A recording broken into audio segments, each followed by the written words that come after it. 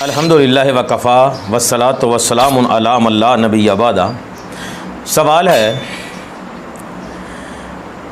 کہ اگر قرآن حکیم ہر بیماری کا علاج ہے تو کیا قرآن حکیم کا تعویذ بنا کر گلے میں ڈالا جا سکتا ہے؟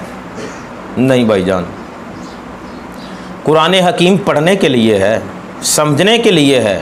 اس کو ہم سمجھیں، اس کی تلاوت کریں اور پھر اس کے ساتھ ساتھ اس پہ عمل کریں۔ مولوی میں ہوں، کوئی اور ہو، کوئی بھی ہو، وہ قرآن حکیم کی ایک آیت لکھ دے گا، ایک سورہ لکھ دے گا۔ میرے پاس ایک ایسا تعویذ تھا کہ جس میں مکمل قرآن مجید بند تھا۔ جب اس کو کھولا گیا تو وہ بالکل چھوٹے سائز میں مکمل تعویذ میں بند تھا۔ تو قرآن حکیم کو تعویذ بنا کے گلے میں پہننے سے علاج نہیں ہوتا، آرام نہیں آتا، شفا نہیں ملتی۔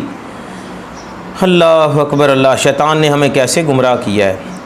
دیکھیے، صحابی رسول ہے، اس نے سورۃ فاتحہ پڑھ کے مریض کے منہ میں اپنا لعاب ڈالا تھا۔ صحابہ کرام نے، جس کو موذی جانور نے ڈسا تھا، قرآن پڑھ کے دم کیا تھا، اور دم ہی کے حوالے سے اماں جی عائشہ صدیقہ رضی اللہ تعالی عنہا نے نبی کریم صلی اللہ علیہ وآلہ وسلم کو دم ہی کیا تھا۔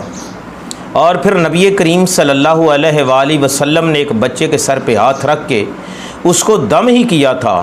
تو آپ کا یہ طریقہ ہمیں یہ بتاتا ہے کہ ہم قرآن حکیم کا تعویذ نہ بنائیں، بلکہ قرآن حکیم کو پڑھیں، اس پہ عمل کریں۔ جب پڑھیں گے تو اس میں اللہ تبارک و تعالی زیادہ سے زیادہ شفا پیدا کرے گا۔